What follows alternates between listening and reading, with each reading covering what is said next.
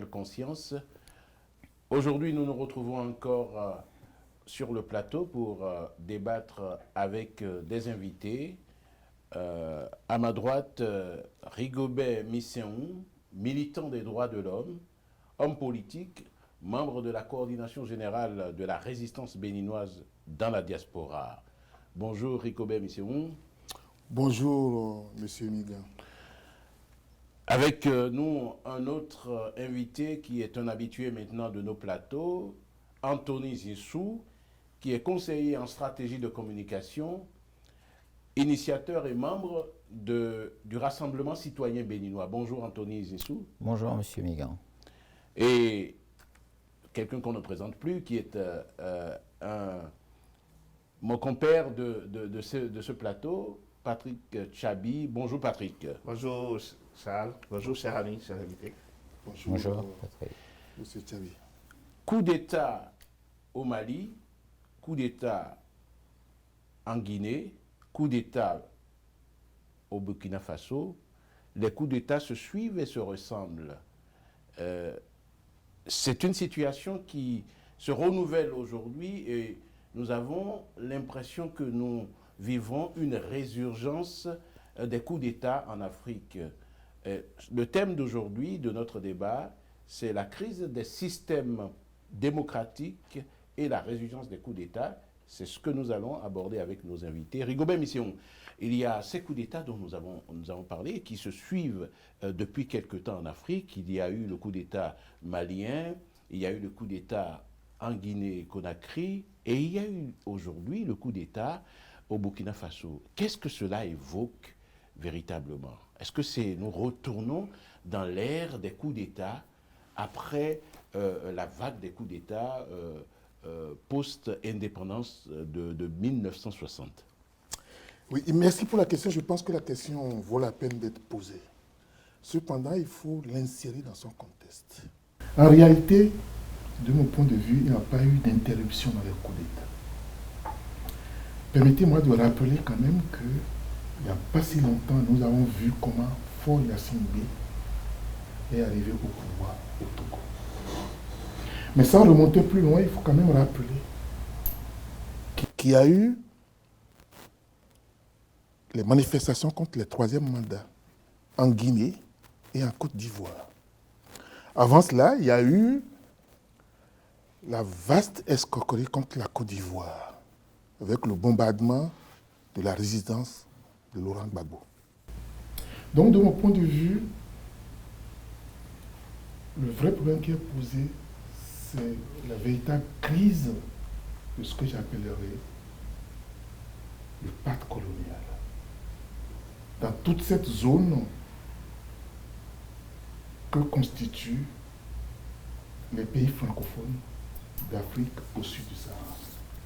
Anthony Zissou, vous qui êtes un politique, un habitué également, un homme averti des stratégies de communication, il y a quand même une succession de coups d'État qui se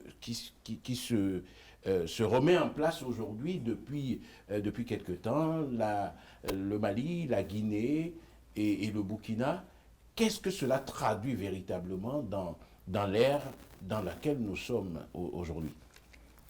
Ça traduit un retour en arrière, parce que contrairement à mon camarade qui disait qu'il y avait des coups d'État constitutionnels, là on parle de coups d'État militaires.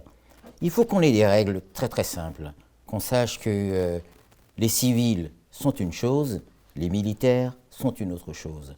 Les coups d'État qu'il y a eu successivement au Mali, en Guinée et au Burkina sont des coups d'État militaires, sont des coups de force, justement, comparativement aux autres coups que mon ami évoquait. Ce sont des coups qui sont produits en quelques heures, voire maximum un jour. Donc je trouve que c'est un retour en arrière et je trouve que ce n'est pas une bonne chose pour l'Afrique et pour les Africains que si les militaires veulent participer au débat public, faudrait-il encore qu'ils enlèvent d'abord leur treillis. Moi je pense qu'on se focalise sur la qualité des acteurs. Pour moi, un coup de force, c'est un coup de force, que ce soit militaire aux civils. Le vrai sujet, c'est comment est-ce que l'on exerce démocratiquement et de façon inclusive le pouvoir. Les coups de force militaires, forcément, sont suscités, et moi je dis suscités, non pas, comme le dit M. Messin ou un pacte colonial ou autre, mais du fait de la gouvernance des civils. Et des fois, ces civils, dans leur tentative de modification de constitution, opèrent aussi un coup de force qui peut donner lieu à des opérations comme nous avons au Mali, au Burkina, ou en Guinée.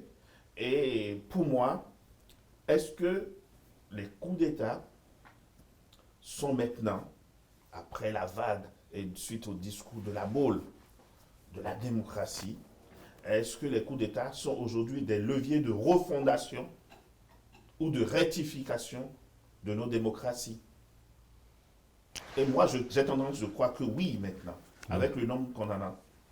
Oui, Rigobert Misson, est-ce que les coups d'État qui ont eu lieu aujourd'hui, et qui sont d'ailleurs salués par de la population, est-ce que ce n'est pas une remise en question de la gestion politique des civils? Est-ce que ce n'est pas cela véritablement? Tout à fait, dans une certaine mesure, on peut répondre par l'affirmatif. Mais je voudrais tout simplement montrer que, dans mon approche de tout à l'heure, je voulais tout simplement montrer que la vague que nous venons de connaître, en espace donc on va dire d'un an ou de 18 mois, n'est pas tombée du ciel. Ça fait suite à un certain nombre de choses. Mais c'est vrai que quand on regarde donc les faits, quand on regarde les événements, on constate deux choses. La première chose, c'est que tous ces pays sont caractérisés par une gouvernance qu'on peut appeler une gouvernance cabreuse, faite de corruption, d'impunité, de tracasserie. Des pays dans lesquels les aspirations profondes des populations ne sont jamais prises en compte. Ça, c'est le terreau.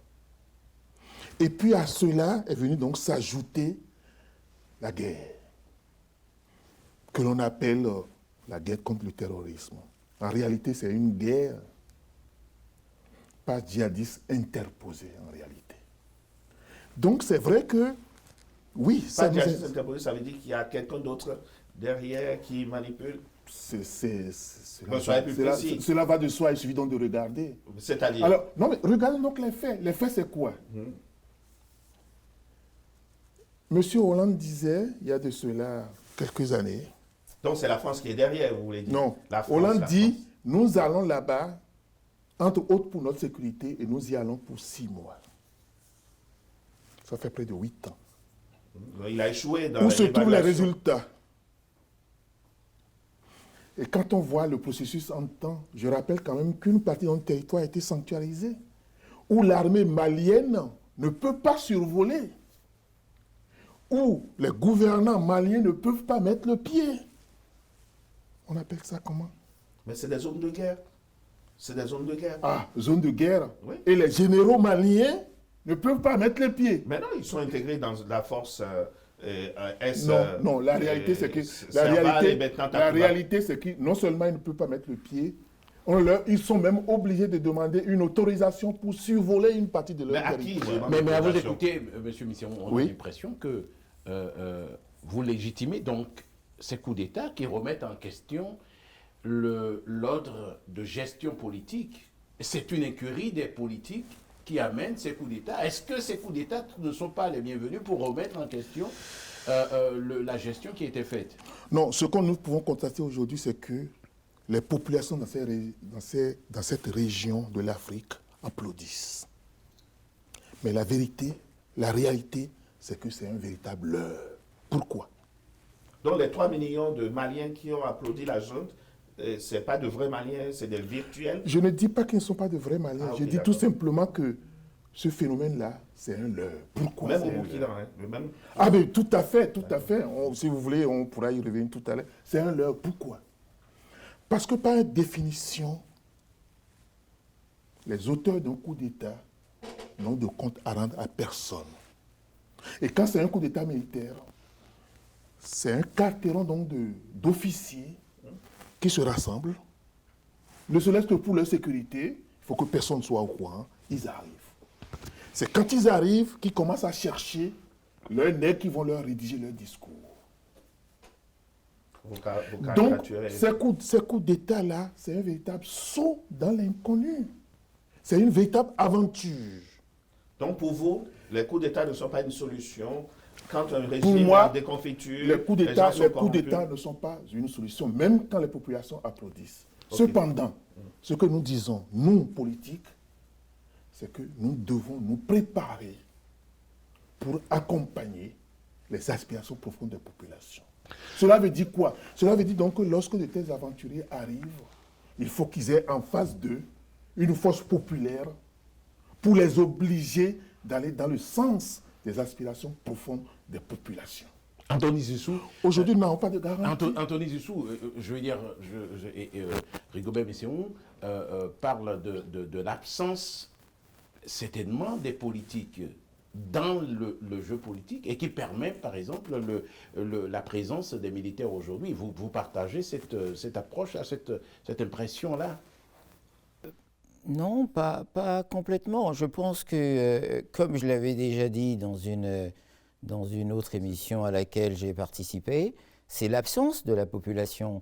Parce que là, en l'occurrence, ce sont des militaires qui ont fait un coup d'État, mais la Révolution française, c'est un peu comme un coup d'État. Ça a été fait par les militaires ou ça a été fait par la population? Moi, je pense que lorsque le peuple est décidé, parce qu'on parle de l'Afrique qui a 70% d'analphabètes, d'illettrés, mais les villages, les familles sont bien gérées, Donc, je pense que si la population est réellement décidée, elle peut faire ce qu'elle pense qui doit être fait. Vous parlez de la population qui n'est pas présente. Mais on peut constater alors l'incurie des dirigeants politiques, parce que c'est eux qui amènent la population, c'est eux qui entraînent le peuple. Et c'est parce qu'il n'y a pas de dirigeants dans lesquels le peuple pourrait s'incarner, se retrouver, qu'il y a. C'est une pierre dans votre jardin, monsieur Zissou. Oui, mais les politiques qui entraînent le peuple, ça veut dire que nous avons besoin de sensibiliser et de former notre peuple, que la société civile doit s'engager pour que les populations, les individus, prennent leurs responsabilités. Mais vous ne l'avez pas fait. C'est pour nous, en tant qu'acteurs politiques, c'est ce que nous appliquons à faire uniquement pour l'instant, parce que nous pensons que la solution ne viendra que d'une responsabilité citoyenne. Mais jusqu'au jour où vous prenez le pouvoir, parce que quand on voit ce qui s'est passé au Mali, au Burkina, au Mali, Ibrahim Boubacar Keïta était plébiscité pour son premier mandat, a installé une gabégie, de la corruption. On prend la Guinée, pareil, la gabégie, la corruption. Il ne devait pas se présenter, il fait un troisième mandat. On prend le Burkina Faso, ils envoient des militaires au front, sans équipement, sans nourriture, au moment où les dirigeants boivent du champagne à Ouaga, ils sont tous au pouvoir. Et c'est ça qui offre l'opportunité aux militaires de dire on rectifie, on arrête. Et donc, je suis désolé, c'est la photo politique. Si les militaires souhaitent rectifier et prendre le pouvoir, et je rajouterai même que la plupart de ces hommes politiques, pour maintenir leur pouvoir corrompu, ils s'appuient sur qui? Ils s'appuient sur des forces militaires. Donc, in fine, les militaires constituent, d'une manière ou d'une autre, une solution pour se maintenir au pouvoir ou pour rectifier une situation. Et je ne sais pas si c'est un avis que vous partagez, M. Wissem.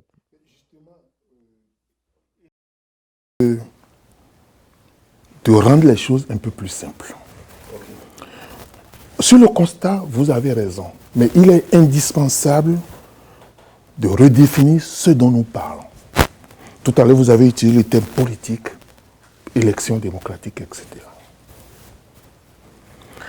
Première chose, les gouvernants dont nous parlons ne sont pas des politiques. De mon point de vue, ce sont des politiciens. Et qui dit politicien dit des responsables qui, sous le couvert de l'intérêt général, défendent des intérêts privés inavouables. Quand ils ne sont pas au service d'intérêts étrangers. Première chose. Deuxième chose, quand nous parlons d'élections démocratiques, la démocratie ne se réduit pas à des élections périodiques. La preuve, tiens, au Bénin, en 2021, nous avons eu des élections présidentielles, mais vous connaissez très bien dans quelles conditions. Ça a été des élections. Nous avons vu les élections de troisième mandat en Côte d'Ivoire et en Guinée. Vous connaissez donc les conditions. Le peuple donc c'est en cela que je pense qu'il faut être un peu plus précis dans la définition des termes que nous utilisons. Je souhaite, si cela est possible, que nous entendons donc sur les définitions. Et à partir de là, je pense que nous devons pouvoir reconnaître un certain nombre de choses. Je suis d'accord avec mon frère Antonin que, oui, nous avons besoin d'aider les populations à élever leur niveau de conscience. Parce qu'effectivement, dans le monde politique, grosso modo, schématiquement, on a deux schémas. Il y a un qui est un schéma très facile et l'autre qui est un schéma très difficile. Okay. Le schéma facile, c'est le schéma des coups d'État. Vous réunissez un quarteron de généraux d'officiers, vous les enfermez, vous préparez votre coup, vous avez toutes les chances de réussir. Et puis de l'autre côté, c'est essayer d'aider donc la masse. Mais là, vous avez la durée, le temps. Oui, effectivement. Oui, attendez, pendant ce temps, si les militaires ne prenaient pas la responsabilité, ils seront accusés de non-assistance à personne en danger. Sauf que l'expérience a montré qu'ils n'ont jamais résolu aucun problème. L'exemple typique, c'est le Bénin. Oui. Dans le passé, le Bénin a connu combien de coups d'État? Est-ce que nous sommes plus avancés que les Guinéens, que les Ivoiriens, que les Maliens aujourd'hui? Non, au contraire. Je pense au contraire, nous sommes pratiquement au même niveau qu'eux, voire même derrière eux. Non, je pense que nos pays ont quand même eu un bon économie. Non, si on regarde des routes, on a justement, des lampadaires. Si on prend le cas du Bénin, oui. Les 30 années qui constituent donc la période dite de renouveau démocratique a été une période caractérisée par des scandales, l'impunité. Mais sous les 10 ans de Yahi Boni, pour ne prendre que cet seul exemple, assassinat de Daïvo, l'éléphant blanc le siège de l'Assemblée nationale, ICC Service, et j'en passe. Et nous savons aujourd'hui que sur les 10 ans de sa gouvernance, pendant 7 ans et demi, Yahi Boni s'est transformé en otage volontaire. Et de qui? De l'actuel président, Patrick Talon. Excusez-moi le terme, j'espère que je ne choquerai pas les gens en disant que c'est le chef aujourd'hui incontesté de la corruption généralisée dans notre pays. Le chef d'une véritable mafia. Il n'a jamais été condamné. Oh oui. Là aussi, on revient donc sur les mêmes questions. Est-ce qu'il y a démocratie? Est-ce qu'il y a justice ou pas? Une justice instrumentalisée, on le voit aujourd'hui. Aïvo, condamné à 10 ans de prison. Madougou, condamné à 20 ans de prison. Oui, mais c'est pas des militaires. Tout simplement parce qu'ils ont voulu porter une voix à une élection présidentielle. Oui. Ce n'est pas des militaires, c'est bien des civils. Tout à fait. C'est bien des civils. Donc, de ce point de vue, je suis d'accord avec vous que c'est parce que des civils, dits gouvernants, qui en réalité sont des politiciens véreux, ont échoué, lamentablement échoué. Mais reconnaissons quand même aussi quelque chose. C'est que la plupart du temps, c'était de véritables laquais de puissances étrangères. Je vous donne un seul exemple qui a été encore répété sur les médias.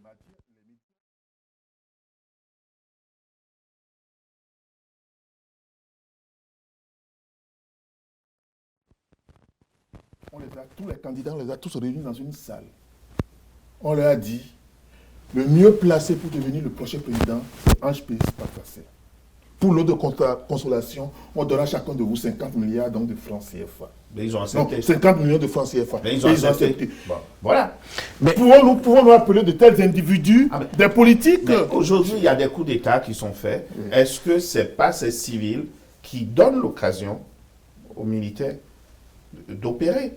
Mais ce n'est pas parce que les civils ont failli qu'il faille forcément amener les militaires. Mais Anthony Zissou, vous allez parler véritablement de l'absence de la population qui, pour vous, est l'acteur majeur de la conscience et je dirais garant même de la République. Mais derrière, à quel moment le politique joue son jeu?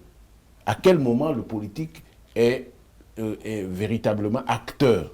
S'il doit véritablement attendre que ce soit la population qui prenne des engagements, qui s'implique et vouloir revendiquer quelque chose après. Parce qu'il y a comme une fuite en avant. Oui, mais, j'ai l'impression que on sort, le politique et le militaire, tout ce monde-là sort du peuple. Ils ne sont qu'une infime fraction du peuple, le politique. Le politique est un individu, souvent de la société civile, ou c'est un citoyen lambda qui devient politique, aussi bien que les militaires. Mais nous avons donné des rôles à chacun. Le militaire, sa responsabilité, c'est d'assurer la sécurité du pays et des frontières. Il n'a pas de rôle à jouer à l'intérieur du pays. S'il veut le jouer, il y a la Constitution qui est là, qui dit, dans ce cas-là, il faut donner sa démission en tant qu'homme d'armes pour participer à la fonction civile. En ce qui concerne les politiques par rapport aux populations, les populations restent encore majoritaires, étant donné que ce sont elles qui votent pour les politiques. Que le politique soit un politique de bonne ou de mauvaise garde, il revient au peuple de prendre sa décision, sa position, son engagement pour faire valoir son droit ou son choix. Mais s'il ne le prend pas, mais qui le prendra pour lui? Parce que je vais prendre un exemple tout simple. La période de la perestroïka, où il y a eu le bloc de la Russie, tout a chuté à ce moment-là. La chute du mur de Berlin. Pas la chute du mur de Berlin, la chute du bloc soviétique. Où il y a la déflagration des États. Où les États. Est-ce que ce sont des militaires qui ont pris? Il est vrai que Vladimir Poutine est issu de l'armée comme tous les Russes. Et d'ailleurs, lorsqu'on retourne en arrière, il y avait pas mal de coups d'État en Afrique. Pourquoi dans le passé? Parce que la majorité des personnes qui étaient instruites étaient soit militaires, pour la majorité, soit médecins ou instituteurs.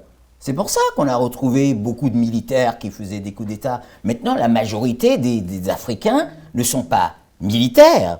Donc je ne comprends pas cet engouement où on peut comprendre, c'est vrai qu'on ne soit pas content de ce que fait le politique, mais toujours est-il que les élections, le vote est là pour ça. Même si on n'attend pas les élections, on peut se mobiliser et exprimer son désarroi. C'est quand ça se joue à la régulière. Et ce qu'on observe, c'est que ça ne se joue pas souvent à la régulière. Je vais vous donner un exemple. Aujourd'hui, on sait qu'on ne peut plus tricher aux élections. On le sait. Du fait des moyens de communication, de surveillance, des organisations civiles bien organisées peuvent même donner les résultats avant les organismes officiels. Et donc, les gouvernants en place, qu'est-ce qu'ils font? Pour pouvoir gagner les élections, Ils coupent Internet. non, au-delà de couper les Internet, c'est-à-dire qu'ils s'organisent pour qu'il n'y ait pas de concurrents sérieux. De concurrents sérieux. Donc, est-ce que c'est de la stratégie? Est-ce que c'est un coup d'État qui ne dit pas son nom? Parce qu'en réalité, on modifie quand même l'ordre normal des choses. Et moi, je crains, aujourd'hui, à date, on a 3 pays, c'est rare, c'est très très rare, on ne l'a jamais eu, je pense. 3 pays qui ont des coups d'État en cours. Or, on sait qu'il y a d'autres pays de la CEDEAO où on a des problèmes institutionnels, on a des problèmes de confiscation du pouvoir par les civils. Et est-ce que ça ne va pas donner des idées à d'autres. C'est une question. Moi, il y avait mon cher ami qui avait fait un article sur les indicatifs téléphoniques, 223 pour le Mali, et après c'était 224 pour la Guinée. Bon, il y a eu des sauts. Hein. Donc là, on a le Burkina. Mais plus sérieusement, ça quand même suscite, ça suscite quand même une interrogation. Et pour vous, vous pensez que les coups d'État sont véritablement une solution? Ben, moi, je l'ai dit clairement, les coups d'État ne constituent pas une solution. Les populations ont beau applaudir, il nous appartient à nous les politiques de les éclairer et de leur montrer donc les vraies cibles. Mais comment éviter cela? Comment éviter cela? De bien prendre en compte leurs aspirations profondes. Non, justement, il faut tout simplement reconnaître que les coups d'État sont des choses qu'il est très difficile d'éviter. Pourquoi? Parce que Poutine ne viendra jamais demander votre avis. Par définition, c'est un carton de gens qui font leurs choses dans leur coin. Parce qu'on leur offre une opportunité. Parce que les politiciens véreux leur offrent effectivement une opportunité. Par la corruption généralisée, parfois donc par l'impunité, par la gabegie, par l'injustice, qui révolte donc les gens. Ça se comprend. C'est d'ailleurs en cela que nous n'avons pas donc à en vouloir à nos populations. Nous devons expliquer, inlassablement expliquer. Devenir homme politique, c'est un sacerdoce. Ce n'est pas un mode, on ne le devient pas politique. Moi, c'est pas ce que pour je vois, quelques années, c'est pour la vie. Moi, j'ai fait de la politique depuis 40 ans. Vous voyez? Donc vous êtes riche alors? Mais justement, on ne fait pas politique pour devenir riche. Au contraire, j'y mets mon temps, mon énergie et mon argent. Tout à l'heure, nous parlions donc d'un célèbre chroniqueur. On ne peut pas tout dire sur la place publique, malheureusement. Merci Rigobert Bisson. Nous arrivons à la fin de notre émission. Dernier tour, juste pour terminer. Quelle issue pour cette situation où l'incurie des politiques amène la résurgence des coups d'État? Quelle solution? Je dirais d'abord l'incurie des politiciens véreux. C'est révélateur donc d'une crise profonde, à la fois des politiciens véreux, mais également du pacte colonial dans cette région francophone d'Afrique. Quelle solution? Reconnaissons d'abord que ces coups d'État ne constituent qu'une période transitoire. Parce que nous avons la conviction que tant que les aspirations profondes des populations ne seront pas prises en compte, tant qu'on fera régner l'impunité, la misère, la corruption, il y aura toujours l'esprit de révolte. Il nous appartient à nous les politiques de ne pas nous décourager. De continuer inlassablement à expliquer, à montrer donc la cible principale et comment donc satisfaire les réflexions profondes des populations de nos différents pays. Anthony Zissou, mot de fin et solution possible pour cette situation de résurgence de coups d'État? Pour avoir une résurgence des coups d'État, il faut de l'engagement citoyen. Il faut que les citoyens prennent leurs responsabilités, s'engagent en politique, n'aient pas peur de s'engager pour leur avenir, parce qu'il s'agit d'eux. Donc je pense que c'est la responsabilité citoyenne et l'engagement citoyen qui peut nous amener à avoir une stabilité politique dans nos pays d'Afrique. Je suis tout à fait d'accord avec vous. Patrick Tiabi, nous arrivons à la fin de cette émission aujourd'hui. Bon, moi, je pense qu'effectivement, il faut éduquer la population, il faut que les gouvernants soient sérieux, respectent leur engagement, mais je pense que ce n'est pas pour demain la veille. Et donc, je ne serais vraiment pas surpris que le signal qui est donné dans ces 3 pays sahéliens redescende sur les côtes, tout simplement parce que nos hommes politiques gouvernants actuels n'écoutent pas. Et moi, je prends l'exemple. On a modestement, au nom d'un collectif citoyen, proposé pour résoudre un certain nombre de problèmes de gouvernance et des assises, mais nos gouvernants n'écoutent pas. Et je ne serais pas étonné que ce signal, qui est ce vent du Nord, redescende sur les côtes, même si on peut le déplorer. Et nos gouvernants ne peuvent que s'en prendre à eux-mêmes parce qu'ils n'écoutent que leur propre ego. Merci beaucoup. Merci de nous avoir suivis et au prochain rendez-vous. À très bientôt.